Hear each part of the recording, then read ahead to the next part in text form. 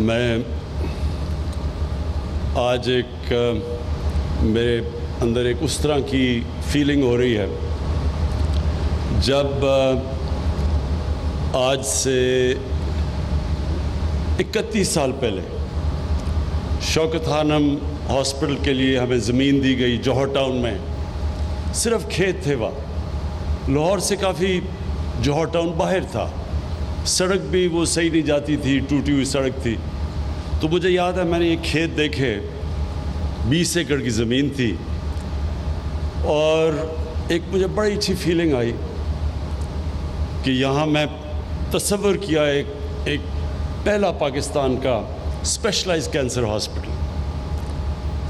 اور وہ پھر جب سفر شروع ہوا تو ہر قسم کی مشکلات آئیں.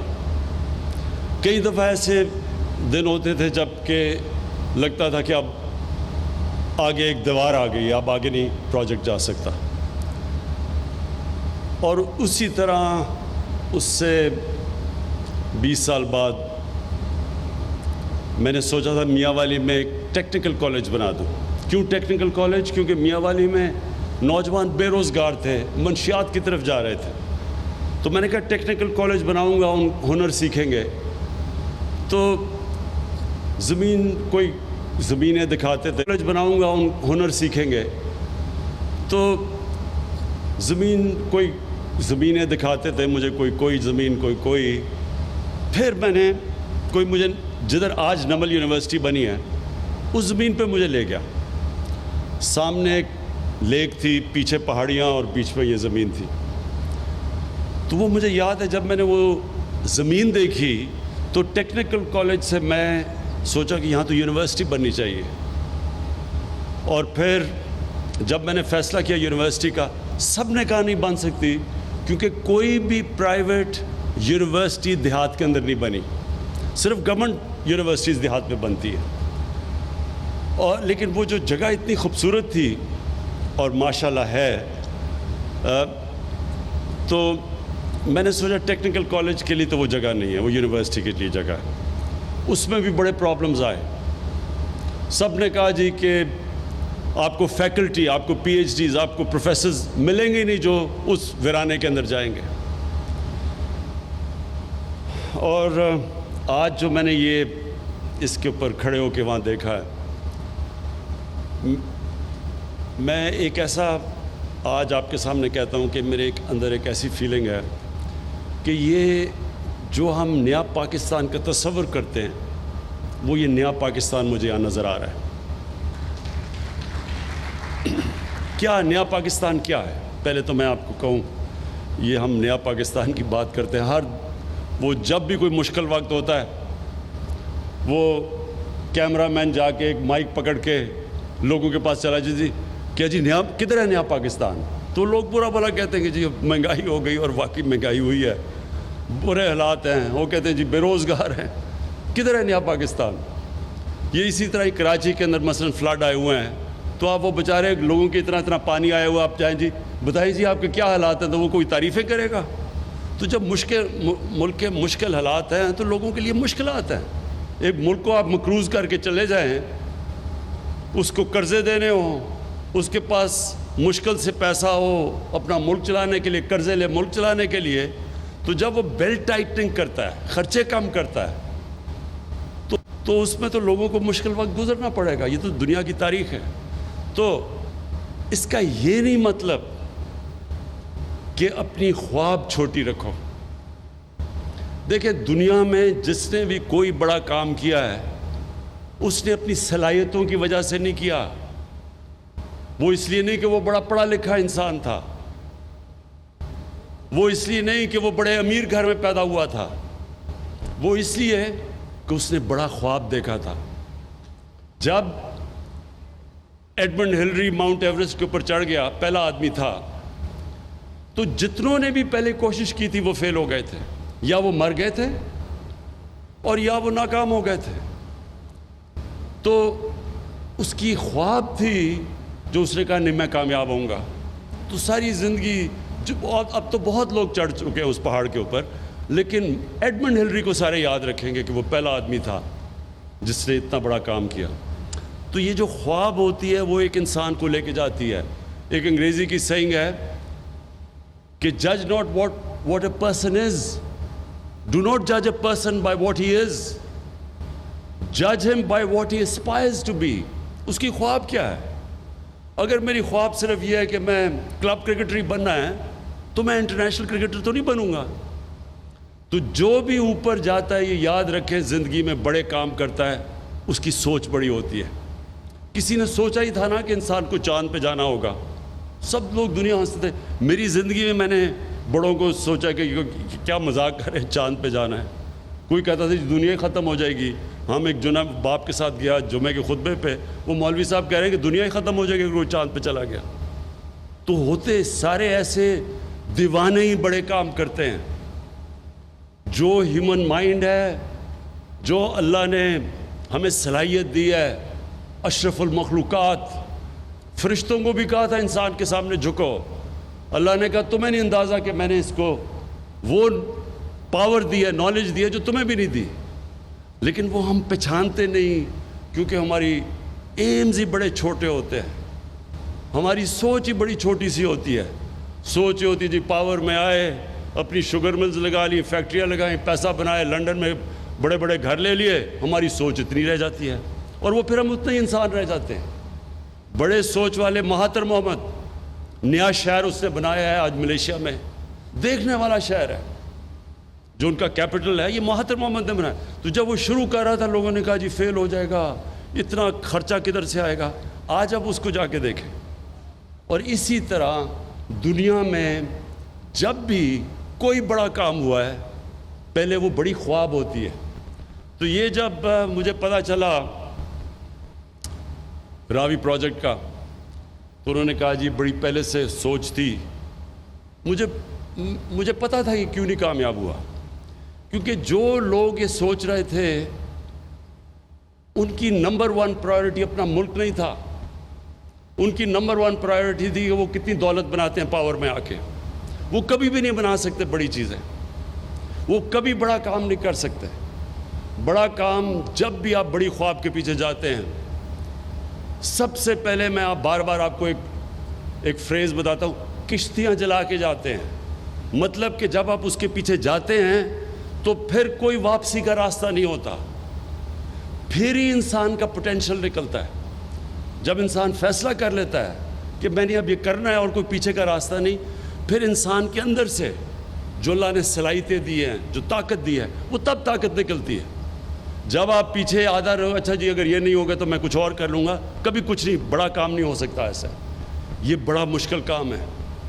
یہ جو ایک پورا نیا شہر بنانا ہے یہ آسان کام نہیں ہے. اس میں بڑی مشکلیں آئیں گی، راستے میں رکاوٹیں آئیں گی. میں ابھی بھی سوچ رہا تھا کہ کدھر سے رکاوٹیں آئیں گی. رکاوٹوں نے آنا ہے، لیکن یہ ہم فیصلہ کر لیں کہ یہ شہر لاہور کی بھی ضرورت ہے، پاکستان کی بھی ضرورت ہے. لاہور کی ضرورت اس لیے ہے کہ جس طرح لاہور پھیلتا جا رہا ہے یہ انسسٹینیبل ہے. اس لاہور کے اندر جو 40% لاہور کچی آبادیاں ہیں، کیونکہ ہم نے کبھی سوچا ہی نہیں کہ بیچارے جو غریب لوگ ہیں، جو مزدور ہیں، جو کام کرنے والے ہیں، وہ کدھر رہیں گے. کسی نے نہیں سوچا، کیونکہ ہماری جو مائنڈ سیٹ ہے پاکستان کا وہ ایلیٹس مائنڈ سیٹ رہا ہے. ہم جو ملک اپنا پوٹینشل پورا نہیں کر سکا اس کی وجہ یہ کیا ہے کہ سارے فیصلے کرتے ہیں چھوٹے سے طبقے کے لیے. جب یہ ہوا کرونا کا تو میں نے پہلے دن جب مجھے کہا نا جی لاک ڈاؤن لگا دو، وہ دیکھیں جی اٹلی میں بھی لگ گیا، ادھر بھی لگ گیا، اسپین میں بھی، اور دیکھیں اب انگلینڈ بھی لگا رہا ہے، تو آپ بھی لاک ڈاؤن کر دیں. تو میں بار بار ایک سوال پوچھتا تھا کہ لاک ڈاؤن تو ہم لگا دیں لیکن وہ دیہڑی دار، وہ غریب لوگ، وہ کچی بستیوں، ان کا کیا بنے گا؟ کسی نے مجھے اس کا جواب نہیں دیا کیونکہ ان کو فکر ہی نہیں تھی کہ ان کا کیا بنے گا. کسی نے یہ سوچا ہی نہیں کہ جب آپ جو آدمی مزدوری کر کے دیہڑی کر کے بیچارے اپنے بچوں کا پیٹ پالتا ہے، اس کو جب آپ بند کر دیں گے وہ کیسے زندگی گزارے گا، وہ بچوں کو کیسے کھلائے گا. لیکن اپنا سوچ رہے تھے، چھوٹا سا طبقہ اپنا سوچ رہا تھا کہ میں تو عمران خان تو جناب زمان پاک یا بنی گالا میں آرام سے بڑے گھر میں رہ رہا ہوں، میرے لیے تو لاک ڈاؤن کچھ بھی نہیں ہے، میرے لیے تو بلکہ چھٹی ہے. سرکاری نوکروں کی تو چھٹی تھی، گھر بیٹھ جائیں، ان کو تو تنخواہیں مل رہی تھی. کسی نے نہیں سوچا کہ اس طبقے کا کیا ہوگا، اور وہی نریندر موڈی نے ہندوستان میں اس کا نہیں سوچا. آج ہندوستان میں اللہ کا عذاب آیا ہوا ہے. سب سے زیادہ دنیا میں جو اکانومی گری ہے وہ ہندوستان کی گری ہے، کیونکہ 4 گھنٹے پہ نوٹس پہ اس نے ملک بند کر دیا. بیچارے غریب لوگ، وہ جو دیہاتوں سے شہروں میں کام کرنے آئے تھے، وہ کتنے 100 میل چل کے جا رہے ہیں، بیوی بچے غریب لوگ بھوکے، کیونکہ وہاں کی رولنگ ایلیٹ نے سوچا ہی نہیں کہ یہ بھی انسان ہے. یہ ہے پاکستان. پاکستان بنا تھا، ایک بڑا عظیم خواب تھا، ایک فلاحی ریاست، مدینہ کی ریاست کے اصولوں کے اوپر، جو نبی صلی اللہ علیہ وسلم نے ایک عظیم ایک خواب تھی، وہ کہ پہلی دنیا کی فلاحی ریاست بنی تھی. غریب لوگ تھے. جب مہاجر گئے ادھر مدینہ تو کسی کے پاس بڑے تھوڑے پیسوں میں بڑی مشکل گزارا کیا، لیکن تب بھی انہوں نے فیصلہ کیا کہ جو بھی اسٹیٹ کی ذمہ داری ہوگی، اس کے غریب کمزور طبقہ، ان کے بیواؤں، ان کے یتیم، ان کے غریب، اسٹیٹ نے ذمہ داری لی. اور میرا یہ تھیسس یہ ہے کہ اس لیے وہ ایک عظیم قوم بنے. اس لیے نہیں کہ پہلے پیسہ آیا اور پھر انہوں نے غریبوں کا کیا، انہوں نے پہلے فلاحی ریاست بنائی، پھر اللہ کی برکت آئی اور انہوں نے دنیا کی ایک وہ انقلاب لے کے آیا جو دنیا کی تاریخ میں کبھی نہیں آیا. اور چائنا نے، ماڈرن ڈے چائنا نے ہمیں ثابت کر کے دکھایا ہے کہ جب انہوں نے 70 کروڑ لوگوں کو غربت سے اوپر کیا، چائنا بھی دنیا کی سب سے تیزی سے بڑھتی ہوئی عظیم پاور ہے.